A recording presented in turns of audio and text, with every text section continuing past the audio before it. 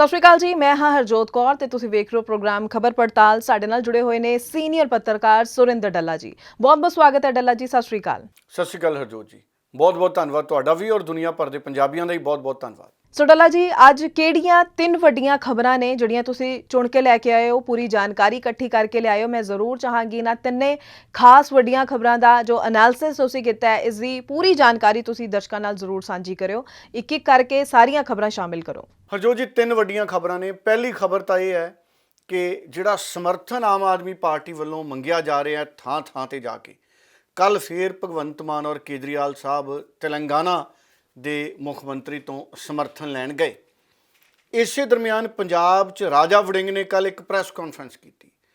ਰਾਜਾ ਵੜਿੰਗ ਪਿਛਲੇ ਕੁਝ ਸਮਿਆਂ ਤੋਂ ਬਹੁਤੇ ਜ਼ਿਆਦਾ ਪੰਜਾਬ ਸਰਕਾਰ ਤੇ ਹਮਲਾਵਰ ਨਜ਼ਰ ਨਹੀਂ ਆ ਰਹੇ ਸੀ ਵਿਰੋਧੀ ਧਿਰ ਦੇ ਕਾਂਗਰਸ ਪਾਰਟੀ ਦੇ ਪ੍ਰਧਾਨ ਵਜੋਂ। ਹਾਲਾਂਕਿ ਜਦੋਂ ਭਾਰਤ ਭੂਸ਼ਣ ਆਸ਼ੂ ਦਾ ਮਾਮਲਾ ਸੀ, ਵਿਜੀਲੈਂਸ ਬਿਊਰੋ ਵੱਲੋਂ ਸ਼ੱਕ ਸੀ ਉਹਨਾਂ ਨੂੰ ਗ੍ਰਿਫਤਾਰੀ ਦਾ, ਉਸ ਵੇਲੇ ਵਿਜੀਲੈਂਸ ਬਿਊਰੋ ਦੇ ਦਫ਼ਤਰ ਦੇ ਬਾਹਰ ਬਹੁਤ ਵੱਡਾ ਧਰਨਾ ਰਾਜਾ ਵੜਿੰਗ ਦੀ ਅਗਵਾਈ 'ਚ ਲੱਗਿਆ ਸੀ।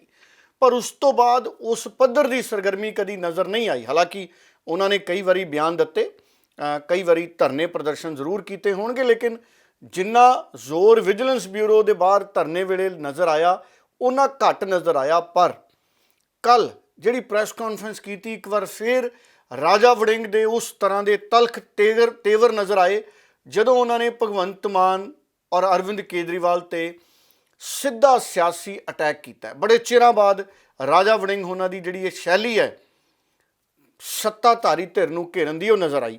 ਔਰ ਰਾਜਾ ਵੜਿੰਗ ਨੇ ਕੱਲ ਸਿੱਧੇ ਤੌਰ ਦੇ ਉੱਤੇ ਕਹਿ ਦਿੱਤਾ ਕਿ ਮਸਲਾ ਤਾਂ ਦਿੱਲੀ ਦੀ ਲੜਾਈ ਦਾ ਤੇ ਭਗਵੰਤ ਮਾਨ ਸਾਹਿਬ ਤੇ ਪੰਜਾਬ ਦੀ ਸਰਕਾਰ ਪੰਜਾਬ ਦੇ ਪੈਸੇ ਨਾਲ ਦਿੱਲੀ ਦੀ ਲੜਾਈ ਲੜ ਰਹੀ ਹੈ। ਇਸ ਤਰ੍ਹਾਂ ਦੀ ਗੱਲ ਉਹਨਾਂ ਨੇ ਕਹੀ ਹੈ। ਉਹ ਕਹਿੰਦੇ ਇੱਕ ਪਾਸੇ ਸਾਨੂੰ ਆਮ ਆਦਮੀ ਪਾਰਟੀ ਸਭ ਤੋਂ ਮਾੜੀ ਪਾਰਟੀ ਕਹਿੰਦੀ ਹੈ, ਵੀ ਇਹ ਸਭ ਤੋਂ ਮਾੜੀ ਪਾਰਟੀ ਹੈ, ਤੇ ਅੱਜ ਉਸੇ ਪਾਰਟੀ ਤੋਂ ਰਾਜਾ ਵੜਿੰਗ ਜੀ ਕਹਿੰਦੇ ਤੁਸੀਂ ਸਮਰਥਨ ਮੰਗ ਰਹੇ ਹੋ। ਇਹ ਉਹਨਾਂ ਨੇ ਪ੍ਰੈਸ ਕਾਨਫਰੰਸ 'ਚ ਗੱਲ ਕਹੀ ਹੈ। ਤੇ ਇਹਦਾ ਮਤਲਬ ਇਹ ਹੈ ਕਿ ਜਿਹੜਾ ਅਰਵਿੰਦ ਕੇਜਰੀਵਾਲ ਔਰ ਭਗਵੰਤ ਮਾਨ ਨੇ ਜਾਂ ਕੇਜਰੀਵਾਲ ਸਾਹਿਬ ਨੇ ਸਮਾਂ ਮੰਗਿਆ ਰਾਹੁਲ ਗਾਂਧੀ ਤੋਂ, ਔਰ ਜਿਹੜੇ ਖੜਗੇ ਸਾਹਿਬ ਨੇ ਕਾਂਗਰਸ ਦੇ ਪ੍ਰਧਾਨ ਮੱਲਿਕਾ ਅਰਜੁਨ ਖੜਗੇ, ਉਸ ਸਮਾਂ ਮੰਗਣ ਤੋਂ ਬਾਅਦ ਉਹ ਮੀਟਿੰਗ ਕਦੋਂ ਹੋਊਗੀ ਰਾਹੁਲ ਗਾਂਧੀ ਨਾਲ, ਮੱਲਿਕਾ ਅਰਜੁਨ ਖੜਗੇ ਨਾਲ? ਪਰ ਉਸ ਤੋਂ ਪਹਿਲਾਂ ਕਾਂਗਰਸ ਦੇ ਲੀਡਰ ਲਗਾਤਾਰ ਬਿਆਨ ਦੇ ਰਹੇ ਨੇ। ਰਾਜਾ ਵੜਿੰਗ ਕਹਿੰਦੇ ਕਿ ਫੈਸਲਾ ਤਾਂ ਹਾਈ ਕਮਾਂਡ ਨੇ ਕਰਨਾ ਹੈ ਤੇ ਅਸੀਂ ਹਾਈ ਕਮਾਂਡ ਦੇ ਫੈਸਲੇ ਨੂੰ ਮੰਨਾਂਗੇ ਵੀ, ਪਰ ਸਾਡੇ ਤੋਂ ਕਿਤੇ ਨਾ ਕਿਤੇ ਪੁੱਛਿਆ ਜਾ ਰਿਹਾ ਤੇ ਅਸੀਂ ਸਾਰੀਆਂ ਗੱਲਾਂ ਦੱਸੀਆਂ ਨੇ ਕਿ ਸਾਡੇ ਨਾਲ ਪੰਜਾਬ 'ਚ ਕੀ ਕੀ ਵਾਪਰ ਰਿਹਾ। ਇਸੇ ਦਰਮਿਆਨ ਉਹਨਾਂ ਨੇ ਇਹ ਗੱਲ ਕਹੀ ਕਿ ਆਮ ਆਦਮੀ ਪਾਰਟੀ ਸਾਨੂੰ ਸਭ ਤੋਂ ਮਾੜੀ ਪਾਰਟੀ ਕਹਿੰਦੀ ਹੈ, ਮਤਲਬ ਕਾਂਗਰਸ ਨੂੰ ਨਿੰਦਦੀ ਹੈ, ਤੇ ਦਿੱਲੀ 'ਚ ਸਾਡੇ ਤੋਂ ਹੀ ਸਮਰਥਨ। ਹੁਣ ਰਾਜਾ ਵੜਿੰਗ ਕਹਿੰਦੇ ਕਿ ਚਾਹੀਦਾ ਤਾਂ ਇਹ ਸੀ, ਅਗਰ ਭਾਰਤੀ ਜਨਤਾ ਪਾਰਟੀ ਦੀ ਸਰਕਾਰ, ਨਰਿੰਦਰ ਮੋਦੀ ਦੀ ਸਰਕਾਰ ਆਮ ਆਦਮੀ ਪਾਰਟੀ ਦੇ ਹੱਕ 'ਚ ਜਿਹੜਾ ਸੁਪਰੀਮ ਕੋਰਟ ਦਾ ਫੈਸਲਾ ਹੈ, ਅਗਰ ਸੁਪਰੀਮ ਕੋਰਟ ਦੇ ਫੈਸਲੇ ਦੀ ਉਲੰਘਣਾ ਕਰਕੇ ਆਰਡੀਨੈਂਸ ਲੈ ਕੇ ਆਇਆ ਜਾ ਰਿਹਾ ਹੈ, ਰਾਜਾ ਵੜਿੰਗ ਕਹਿੰਦੇ ਆਮ ਆਦਮੀ ਪਾਰਟੀ ਨੂੰ ਚਾਹੀਦਾ ਸੀ ਸੁਪਰੀਮ ਕੋਰਟ 'ਚ ਜਾਂਦੇ ਕਿ ਤੁਹਾਡਾ ਫੈਸਲਾ ਨਹੀਂ ਮੰਨ ਰਹੀ ਮੋਦੀ ਸਾਹਿਬ ਦੀ ਸਰਕਾਰ। ਸੋ ਇਸ ਕਰਕੇ ਉਹ ਕਹਿੰਦੇ ਵੀ ਚਾਹੀਦਾ ਸੀ ਕਿ ਸੁਪਰੀਮ ਕੋਰਟ ਜਾਂਦੇ, ਫਿਰ ਸੁਪਰੀਮ ਕੋਰਟ ਇਹਦੇ ਤੇ ਕੋਈ ਨਾ ਕੋਈ ਆਪਣੀ ਗੱਲ ਰੱਖਦੀ। ਪਰ ਆਮ ਆਦਮੀ ਪਾਰਟੀ ਦੇ ਲੀਡਰ, ਸਾਨੂੰ ਸਾਰਿਆਂ ਨੂੰ ਪਤਾ ਹੈ ਹਰਜੋਤ ਜੀ, ਕਿ ਅਰਵਿੰਦ ਕੇਜਰੀਵਾਲ ਨੇ ਇਹਨੂੰ ਇੱਕ ਮੁੱਦਾ ਬਣਾ ਲਿਆ। ਅਰਵਿੰਦ ਕੇਜਰੀਵਾਲ ਔਰ ਭਗਵੰਤ ਮਾਨ ਨੇ ਇੱਕ ਮੁੱਦਾ ਬਣਾ ਲਿਆ। ਜਿਹੜਾ ਬੀਜੇਪੀ ਆਰਡੀਨੈਂਸ ਲੈ ਕੇ ਆ ਰਹੀ ਹੈ, ਉਹ ਦੇਸ਼ ਦੀਆਂ ਸਾਰੀਆਂ ਪਾਰਟੀਆਂ ਤੋਂ ਆਮ ਲੋਕਾਂ 'ਚ ਜਾ ਰਹੇ ਨੇ ਕਿ ਸਾਡਾ ਸਮਰਥਨ ਦਿਓ। ਮਮਤਾ ਬਨਰਜੀ ਕੋਲੇ ਸਮਰਥਨ ਮੰਗਣ ਜਾ ਚੁੱਕੇ ਨੇ, ਭਗਵੰਤ ਮਾਨ ਵੀ ਨਾਲ ਸੀ। ਉਧਵ ਠਾਕਰੇ ਕੋਲੇ ਜਾ ਚੁੱਕੇ ਨੇ, ਭਗਵੰਤ ਮਾਨ ਸਾਹਿਬ ਨਾਲ ਸੀ। ਸ਼ਰਦ ਪਵਾਰ ਉਹਨਾਂ ਕੋਲੇ ਜਾ ਚੁੱਕੇ ਨੇ, ਭਗਵੰਤ ਮਾਨ ਸਾਹਿਬ ਨਾਲ ਸੀ। ਹੁਣ ਤੇਲੰਗਾਨਾ ਦੇ ਮੁੱਖ ਮੰਤਰੀ ਨੇ ਕੇ ਚੰਦਰ ਸ਼ੇਖਰ ਰਾਓ, ਉੱਥੇ ਭਗਵੰਤ ਮਾਨ ਸਾਹਿਬ ਨਾਲ ਸੀ, ਅਰਵਿੰਦ ਕੇਜਰੀਵਾਲ ਨਾਲ ਸੀ, ਹੋਰ ਵੀ ਕਈ ਜਗ੍ਹਾ MP ਸੰਜੇ ਸਿੰਘ ਰਾਘਵ ਚੱਡਾ ਨਾਲ ਹੁੰਦੇ ਨੇ। ਹੁਣ ਭਗਵੰਤ ਮਾਨ ਲਗਾਤਾਰ ਹਮਲਾਵਰ ਨੇ ਇਸ ਗੱਲ ਨੂੰ ਲੈ ਕੇ ਕਿ ਲੋਕਤੰਤਰ ਦਾ ਘਾਣ ਹੋ ਰਿਹਾ ਹੈ, ਲੋਕਤੰਤਰ ਖਤਰੇ 'ਚ ਹੈ। ਅਰਵਿੰਦ ਕੇਜਰੀਵਾਲ ਵੀ ਇਸੇ ਲਾਈਨ ਤੇ ਹੈ ਕਿ ਲੋਕਤੰਤਰ ਦਾ ਘਾਣ ਹੋ ਰਿਹਾ, ਲੋਕਤੰਤਰ ਖਤਰੇ 'ਚ ਹੈ। ਚੁਣੀਆਂ ਹੋਈਆਂ ਸਰਕਾਰਾਂ ਦੀ ਬਜਾਏ ਜਿਹੜੇ ਗਵਰਨਰ ਨੇ ਉਹ ਸਰਕਾਰਾਂ ਨੂੰ ਕੰਮ ਨਹੀਂ ਕਰਨ ਦੇ ਰਹੇ, ਲੈਫਟੀਨੈਂਟ ਗਵਰਨਰ ਸਰਕਾਰਾਂ ਨੂੰ ਕੰਮ ਨਹੀਂ ਕਰਨ ਦੇ ਰਹੇ। ਔਰ ਬੀਜੇਪੀ ਨੇ ਦਿੱਲੀ 'ਚ ਜਿਹੜਾ ਆਰਡੀਨੈਂਸ ਲਿਆਂਦਾ ਹੈ ਉਹ ਸੁਪਰੀਮ ਕੋਰਟ ਦੇ ਫੈਸਲੇ ਨੂੰ ਨਾ ਮੰਨਦੇ ਹੋਏ ਆਰਡੀਨੈਂਸ ਲਿਆਂਦਾ ਹੈ। ਹਾਲਾਂਕਿ ਬੀਜੇਪੀ ਦੇ ਲੀਡਰਾਂ ਦਾ ਇਹ ਤਰਕ ਹੈ ਕਿ ਸੁਪਰੀਮ ਕੋਰਟ ਦੇ ਫੈਸਲੇ 'ਚ ਲਿਖਿਆ ਸੀ ਕਿ ਕੋਈ ਸਪਸ਼ਟ ਕਾਨੂੰਨ ਆਵੇ ਤੇ ਅਸੀਂ ਆਰਡੀਨੈਂਸ ਲਿਆਂਦਾ ਤੇ ਅਸੀਂ ਕਾਨੂੰਨ ਬਣਾ ਰਹੇ ਹਾਂ। ਬੀਜੇਪੀ ਕਹਿ ਰਹੀ ਹੈ ਅਸੀਂ ਕਾਨੂੰਨ ਸੰਵਿਧਾਨ ਮੁਤਾਬਕ ਅੱਗੇ ਵਧ ਰਹੇ ਹਾਂ। ਆਮ ਆਦਮੀ ਪਾਰਟੀ ਦੇ ਅਰਵਿੰਦ ਕੇਜਰੀਵਾਲ ਔਰ ਭਗਵੰਤ ਮਾਨ ਸਾਹਿਬ ਕਹਿ ਰਹੇ ਨੇ ਕਿ ਬੀਜੇਪੀ ਸੰਵਿਧਾਨ ਨੂੰ ਨਹੀਂ ਮੰਨ ਰਹੀ, ਗੈਰ ਕਾਨੂੰਨੀ ਕੰਮ ਕਰ ਰਹੀ ਹੈ। ਸੋ ਰੇੜਕਾ ਜਿਹੜਾ ਇਹ ਇਸ ਰੂਪ 'ਚ ਸਿਆਸਤ ਦੇ ਦਿੱਖ ਦੇ ਤੌਰ ਤੇ ਅੱਗੇ ਵਧ ਰਿਹਾ। ਔਰ ਗੱਲ ਰਾਜਾ ਵੜਿੰਗ ਦੀ ਪਹਿਲਾਂ ਸੁਣ ਲਈਏ ਕਿ ਰਾਜਾ ਵੜਿੰਗ ਨੇ ਆਪਣੀ ਪ੍ਰੈਸ ਕਾਨਫਰੰਸ 'ਚ ਕਿਹੜੀ ਗੱਲ ਕਹੀ ਹੈ। ਇਹ ਅੰਤਿਮ ਜਿਹੜਾ ਨਿਰਣੇ ਹੈ ਆਰਡੀਨੈਂਸ ਤੇ ਸੰਯੋਗ ਕਰਨਾ ਕਿ ਨਹੀਂ ਕਰਨਾ, ਇਹ ਕਾਂਗਰਸ ਹਾਈ ਕਮਾਂਡ ਨੇ ਨਿਰਣੇ ਲੈਣਾ ਹੈ। खड़गे साहब और राहुल गांधी जी का ये अंतिम निर्णय होगा। पर मेरी ये राय है, तुसी देखो ना की हो रहा अगले 6 दिनों तो पंजाब में इस्तेमाल किया जा रहा है।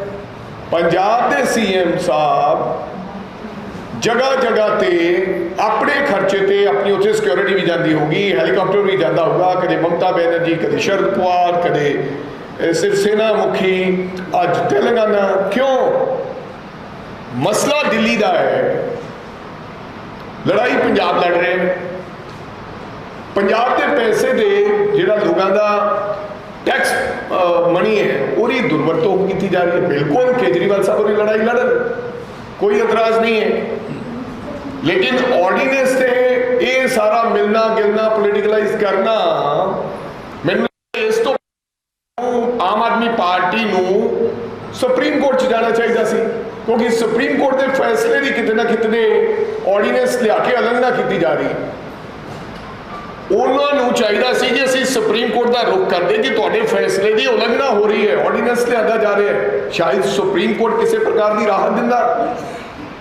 जितों तक साडी पार्टी ने ऑर्डीनेंस के हक दे विच भुगतना कि नहीं भुगतना, मैनू लगता, मैनू पूरा यकीन है कि साडी पार्टी के लीडर साहबाना ने ऑलरेडी केसी वेणुगोपाल जी ने कहा कि असीं आपदे यूनिट्स के नाल, स्टेट यूनिट्स के नाल कंसल्ट करांगे और कर भी रहे ने। फैसला उन्होंने है। असीं तमाम स्थितियां परिस्थितियां तो जो पिछले समय दरमियान होया, जिस प्रकार मैं भी कहना चाहना है कि थोड़े नाल साडा 36 का आंकड़ा तुसीं बना रखिया, तुसीं सानू सब तो माड़ी पार्टी कहने हो, तुसीं कहंदे हो कि इन्हां दे लीडर करप्ट ने, इन्हां दे दिल्ली वाले आका माड़े ने। अज तुसीं उस पार्टी दे कोलों ऑर्डीनेंस की हमायत मंगदे हो।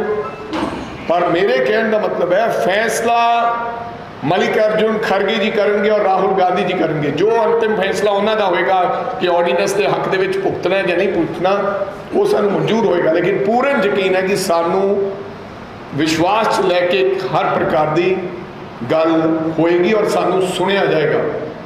हुण राजा वड़िंग होना दी गल सुनी, हुण भगवंत मान होनी कल गए, अरविंद केजरीवाल भी नाल सी, दोवां दी गल सुन लीए। के चंद्रशेखर राव ने जिहड़े उन्होंने भी ये गल कही प्रैस कॉन्फ्रेंस दे विच कि केंद्र की सरकार जिहड़ी इलैक्टेड गवर्नमेंट है दिल्ली की, उहनूं फंक्शन नहीं करन दे रही और लैफ्टीनेंट गवर्नर किते ना किते अड़िक्का बन रहे हैं। ये गल्लां एक बारी इन्हां दियां सुन लीए, इन्हां लीडरां ने किवें कल एक बारी इस सारे मुद्दे नूं अगे लिआउंदा। हुण ये गल टिकदी कित्थे है? पार्लीमेंट का सैशन जदों होना है, हुण मैनूं लगदा है मॉनसून सैशन होऊगा, ਜਦੋਂ भी कोई ऑर्डीनेंस आउंदा है उन्होंने 6 महीने ਦੇ ਵਿੱਚ पार्लीमेंट च पास करना ਹੁੰਦਾ ਦੋਵਾਂ ਸਦਨਾਂ 'ਚ, लोक सभा च राज सभा च। लोक सभा च बीजेपी ਦਾ ਐਬਸੋਲੂਟ ਬਹੁਮਤ ਹੈ, ਰਾਜ ਸਭਾ ਦੇ ਵਿੱਚ बीजेपी ਐਬਸੋਲੂਟ ਮੈਜੋਰਿਟੀ 'ਚ ਨਹੀਂ ਹੈ ਕਿ ਉਹ ਬਿਨਾਂ ਕਿਸੇ ਦੀ ਲੋੜ ਤੋਂ ਪਾਸ ਕਰ ਸਕੇ ਕੋਈ ਵੀ ਬਿੱਲ।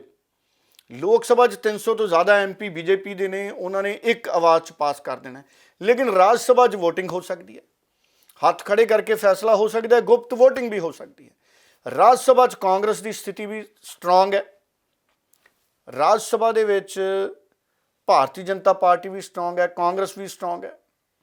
ममता बनर्जी की पश्चिमी बंगाल के जिहड़े मुख्यमंत्री ने उन्हां दियां भी जिहड़ियां सीटां ने, मैं एक बार दस भी दिना कि राज सभा च किहड़ी पार्टी के किन्ने राज सभा के मैंबर ने। आम आदमी पार्टी के तो सानूं पता है कुल 10 हो गए, पर सारिया पार्टियां दे किन्ने किन्ने एक बारी मैं ब्यौरा देता वड्डियां पार्टियां दे।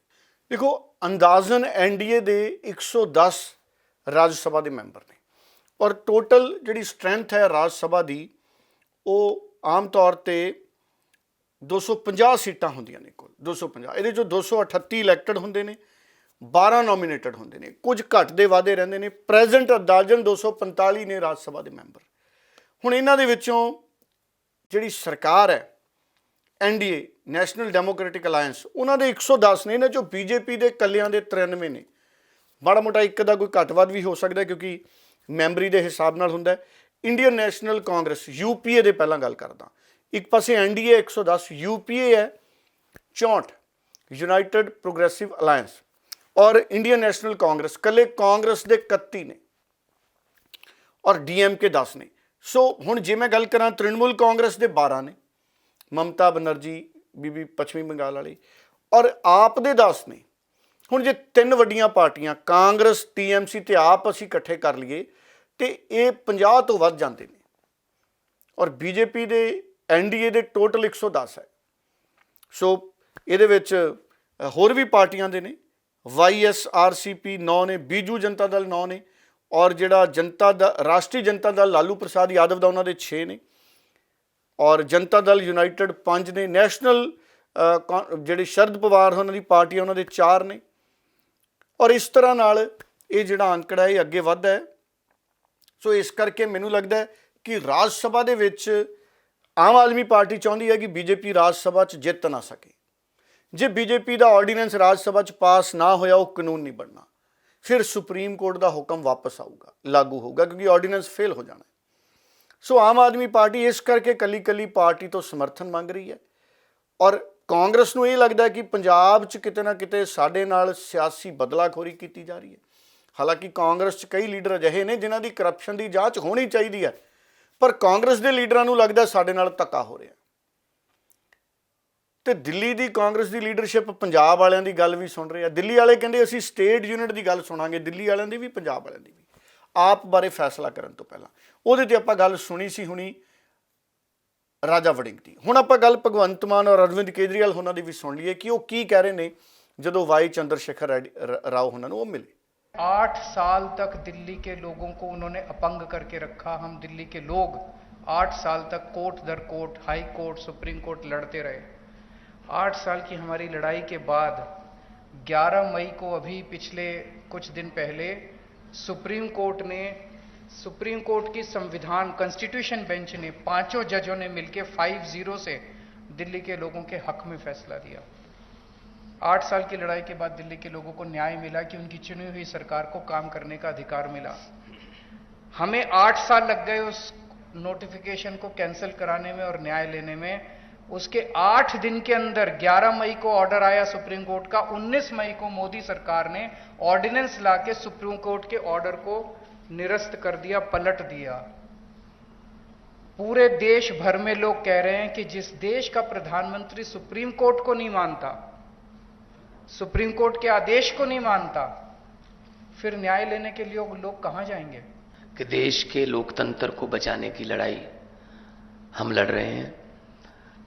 एलजी जो है वो सिलेक्टेड है और दिल्ली की गवर्नमेंट इलेक्टेड है, तो डेमोक्रेसी में इलेक्टेड जो लोग हैं वो फैसले लेते हैं, ना कि सिलेक्टेड।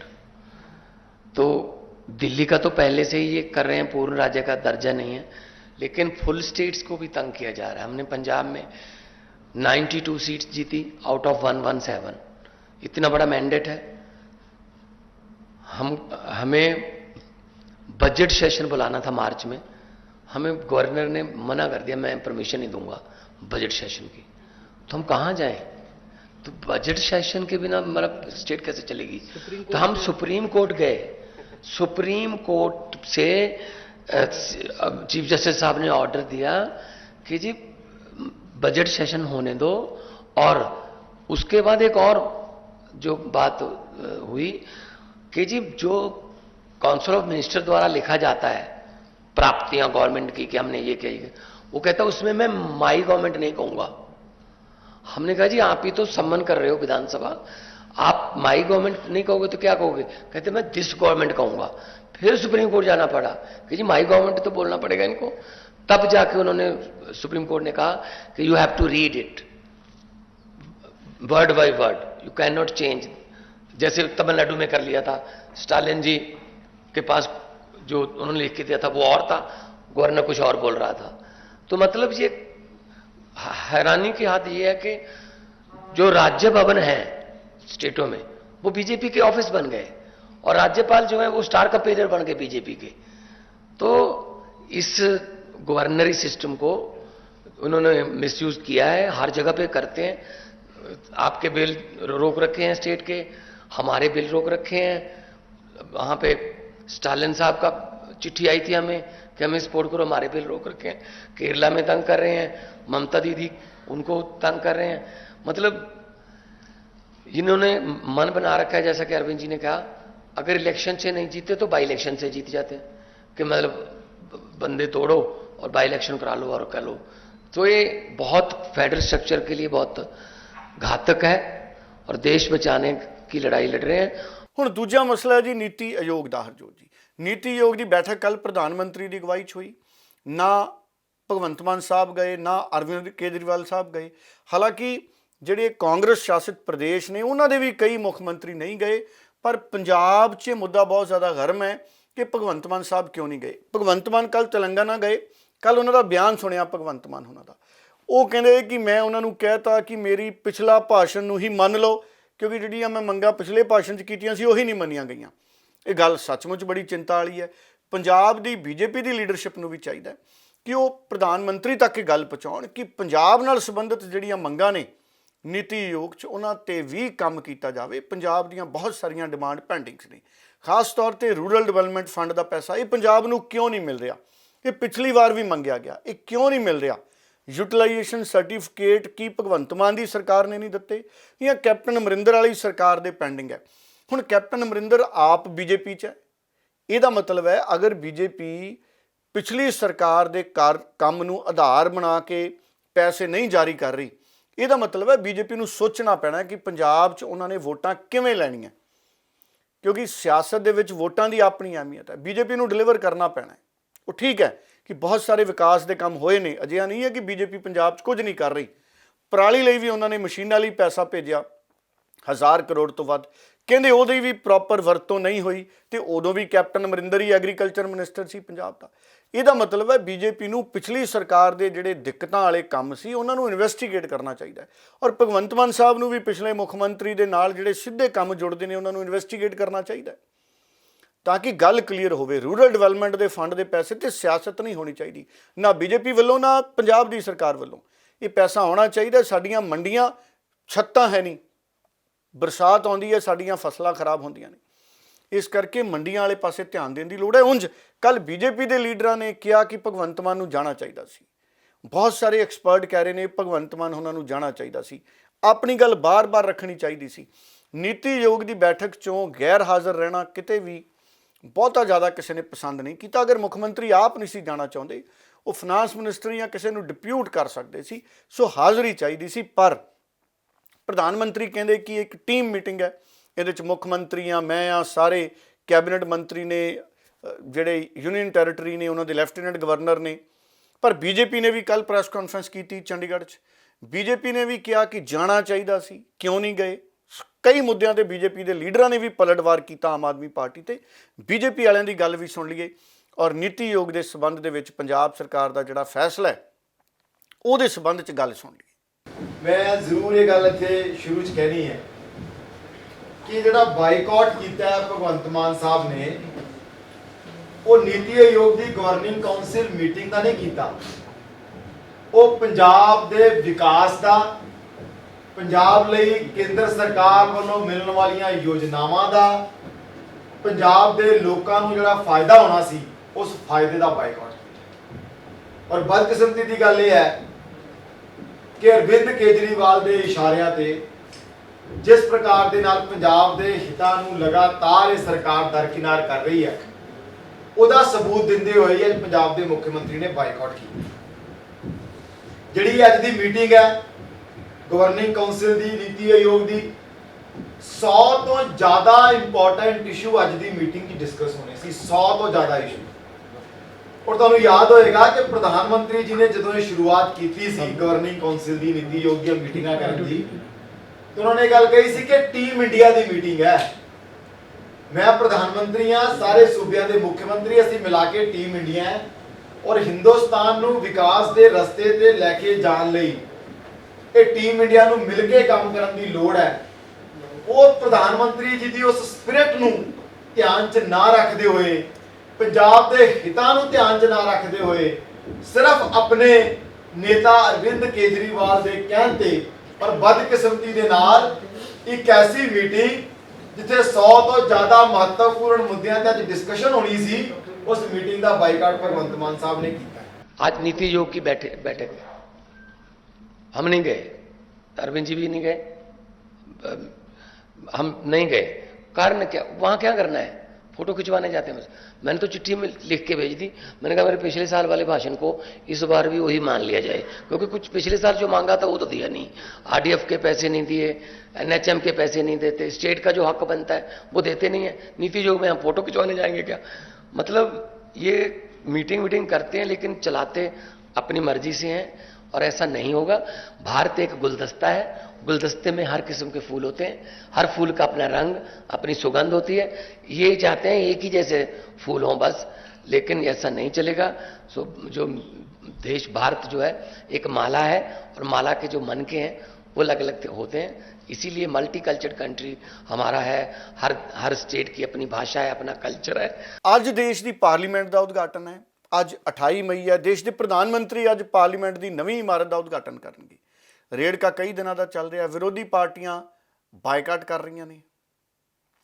19 ਵੀ ਵਿਰੋਧੀ ਪਾਰਟੀਆਂ ਦੇ ਬਾਈਕਾਟ ਦਾ ਐਲਾਨ ਹੈ। ਬਾਕੀ ਅੱਜ ਪਤਾ ਲੱਗੇਗਾ ਕਿਹੜੀ ਵਿਰੋਧੀ ਪਾਰਟੀ ਜਾਂਦੀ ਹੈ ਕਿਹੜੀ ਨਹੀਂ। ਉਂਝ ਅਕਾਲੀ ਦਲ ਨੇ ਕਿਹਾ ਸੀ ਕਿ ਅਸੀਂ ਜਾਵਾਂਗੇ, टीडीपी ने भी कहा असी जावांगे। सो कई पार्टियां ने जाने का भरोसा दिता है। अज सारी स्थिति क्लीयर हो जानी है बाद दोपहर तक कि किहड़ियां पार्टियां उत्थे गईयां ते नवीं पार्लीमेंट का जिहड़ा उद्घाटन है प्रधानमंत्री करनगे। इस उद्घाटन किहो जिहा रहा, की खास गल्लां उभर के सामने आईयां, किहड़ियां पार्टियां ने समर्थन किया, किन्हां ने विरोध किया, कि राष्ट्रपति जी गए या नहीं गए, ये सारियां गल्लां ਅਸੀਂ ਕੱਲ ਇੱਕ ਵਾਰੀ ਜ਼ਰੂਰ ਇਹਨਾਂ ਤੇ ਕਪੜਛਾਣ ਕਰਾਂਗੇ। ਸੋ ਬਹੁਤ ਬਹੁਤ ਧੰਨਵਾਦ ਡੱਲਾ ਜੀ ਤੁਹਾਡਾ ਕਿ ਤੁਸੀਂ ਇਹਨਾਂ ਸਾਰੀਆਂ ਹੀ ਖਬਰਾਂ ਦੇ ਉੱਪਰ ਪੂਰੀ ਜਾਣਕਾਰੀ ਜੋ ਹੈ ਦਰਸ਼ਕਾਂ ਨਾਲ ਸਾਂਝੀ ਕੀਤੀ ਹੈ। ਦਰਸ਼ਕਾਂ ਦਾ ਵੀ ਬਹੁਤ ਬਹੁਤ ਧੰਨਵਾਦ। ਪ੍ਰੋਗਰਾਮ ਦੇ ਨਾਲ ਹਮੇਸ਼ਾ ਹੀ ਜੁੜਦੇ ਹੋ ਤੁਸੀਂ ਤੇ ਫਿਲਹਾਲ ਮੈਨੂੰ ਯਾਨੀ ਕਿ ਹਰਜੋਤ ਕੌਰ ਨੂੰ ਵੀ ਦਿਓ ਜੀ ਇਜਾਜ਼ਤ। ਧੰਨਵਾਦ। ਬਹੁਤ ਬਹੁਤ ਧੰਨਵਾਦ।